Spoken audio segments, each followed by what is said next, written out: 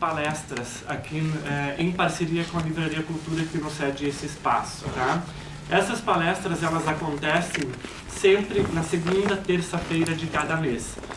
E geralmente, como acontecia, diferentemente do que acontecia nos anos anteriores, essa série de palestras começava no mês de março. Este ano a gente começou no mês de abril, por uma série de questões de organização, de mudança também aqui de administração do espaço dentro da Livraria Cultura. E então, agradeço aqui também em nome da Fundação Gaia mais uma vez a parceria que a gente tem com a Livraria Cultura, que sempre foi tão solícita no trato com a gente enquanto instituição. E essa série de palestras ela já está entrando no seu 4º ano, tá? A gente tem alcançado um certo sucesso, assim, no sentido de que as pessoas realmente têm nos privilegiado.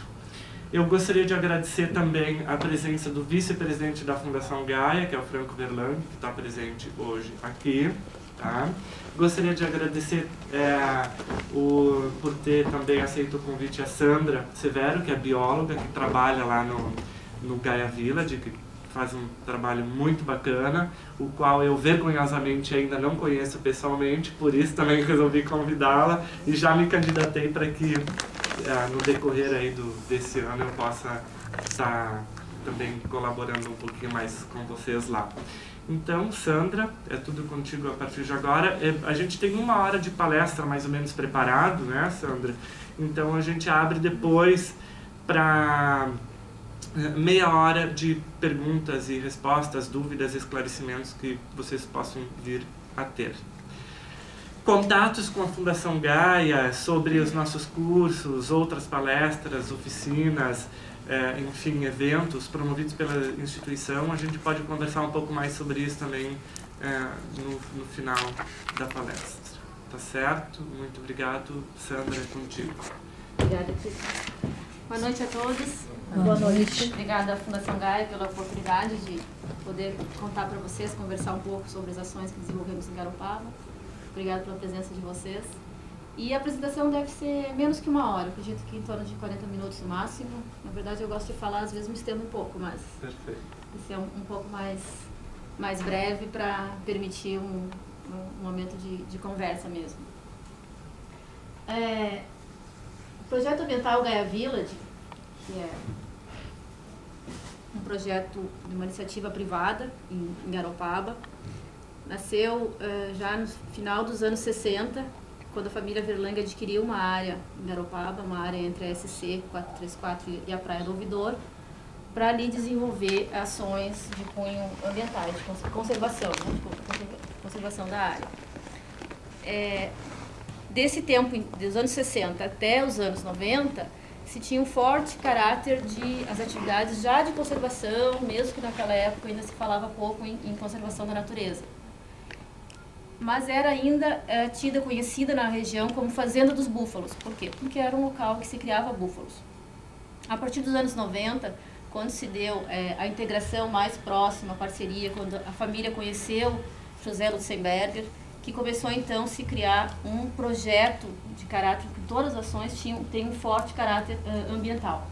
Nasceu então o projeto ambiental Gaia Village, com uma rede de redes trabalhando em parceria com o desenvolvimento ambientalmente responsável localmente.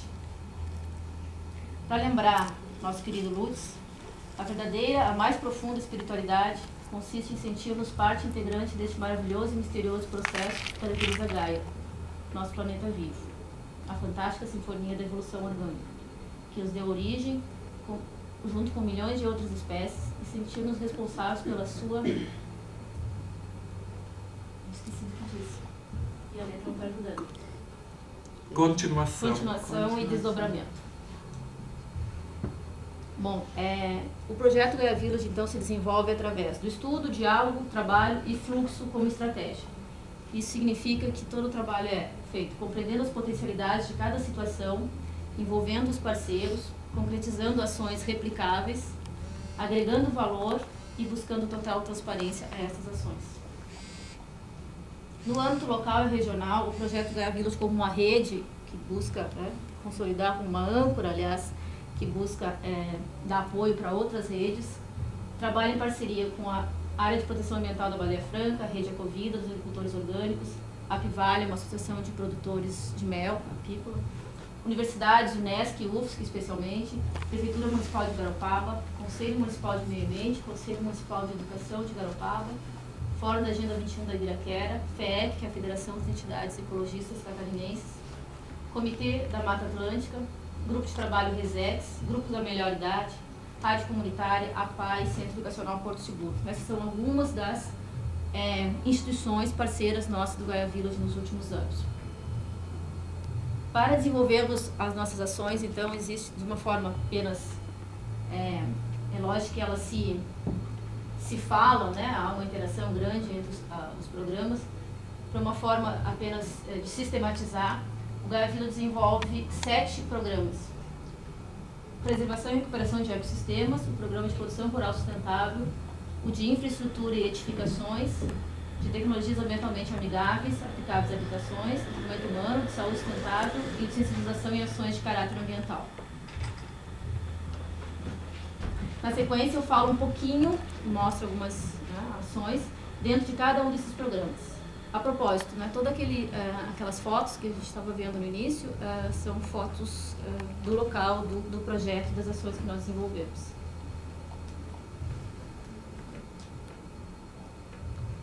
Dentro, então, do programa de recuperação e preservação de ecossistemas. Um trabalho que é feito, de fato, desde os anos 60, já com a preocupação de recuperar a área. Todos sabem que Garopaba é tida como a capital do surf, do turismo, e que foi descoberta, entre aspas, por gaúchos, por paulistas surfistas nos anos 70. E lá naquela época já começou então um processo de mau uso, digamos, de conflito de uso e ocupação dessas áreas. Um pouco de alguns problemas que já começavam a aparecer naquela época, principalmente com relação ao uso do litoral. Então, data desde aquela época um trabalho de estabilização dos solos junto às dunas e os costões na Praia do Ouvidor. Foram plantadas mais de 200 mil mudas nativas desde então e semeadas quase 500 mil sementes de espécies nativas em plantios diretos nessas áreas de costão e dunas. Ainda junto ao trabalho de restabilização de solos, que é feito, no próximo slide eu mostro um exemplo claro do trabalho de restabilização dessas dunas. Também um trabalho de plantio de 10 mil mudas e mais de 300 mil sementes nessas áreas, nessa área de areal móvel. Então, um trabalho de contenção com palhas, com gravatás, com cercas, para conter o avanço do areal junto à mata. Esses 2 slides mostram claramente o que acontecia, como era a região. Aqui é a Praia do Ouvidor, aqui é a região da Ferrugem, quem conhece aquela área. E essas duas... Então, como estava o avanço desse areal junto à mata nativa, aqui na praia especialmente, e que nos anos 60, então, começou o plantio, a recuperação dessas áreas, que na época se plantava, era um programa, inclusive, público, de governo, de estímulo, de que o governo era o que se conhecia, de plantar casuarinas e pinos, espécies exóticas, tidas na época como as únicas capazes de segurar, de se dar bem no litoral, se adequar às condições climáticas e de solo do litoral, para conter o avanço do areal. E aqui a gente pode